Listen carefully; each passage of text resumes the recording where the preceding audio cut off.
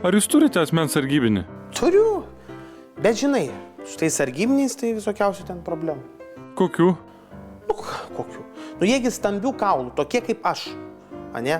Tai būna, kad einam kur nors gatvėje ten kartu su žmonėmis ir žmonės sumaišo mane su juo. Būna vargoliai pribėga ir iš jo autografo prašo.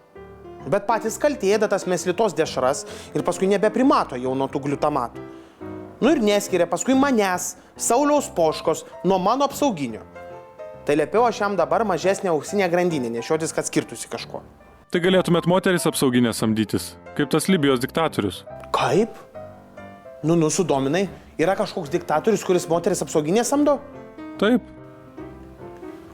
Genijus, ne kitaip. Taigi visos bėdos išsispręstų. Niekas nemaišytų manęs su jais, nesmirdėtų galų gale, ir pažiūrėt gražu. Ir nuolat moterų apsupty būčiau, smagu. Nesakau, kad dabar nesu, bet būčiau nuolat. Bet jūs minėjot, kad jums labiau lieknos patinka. Gaddafio apsauginės tai didelės, kaip Amazonės tokios. Tai ką tu matematikos mokykloje nesimokinai? Mokiaus. Tai tu kalkuliuok. Viena didelė stipri boba atitinka 3 gražias ir lieknas. Tai reikia samdytis ne vieną gigantišką, o kelias smulkesnės. Ir dar gerai būtų, aišku, kad su dideliam krūtinėm būtų. Nes tada galėtų reikalui esant mane užstot su jom. Tai samdysit? Tai aišku, kad samdysiu.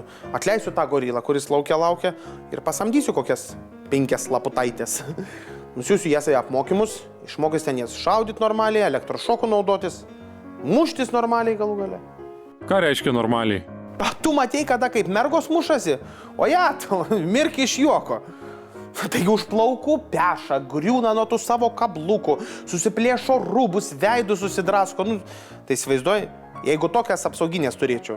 Nerimta kažkaip, reikia, kad normaliai kaltis mokėtų. Ir kad prireikus ir mane į ožio ragą suriestų. Oi, čia jau per daug pasakiau.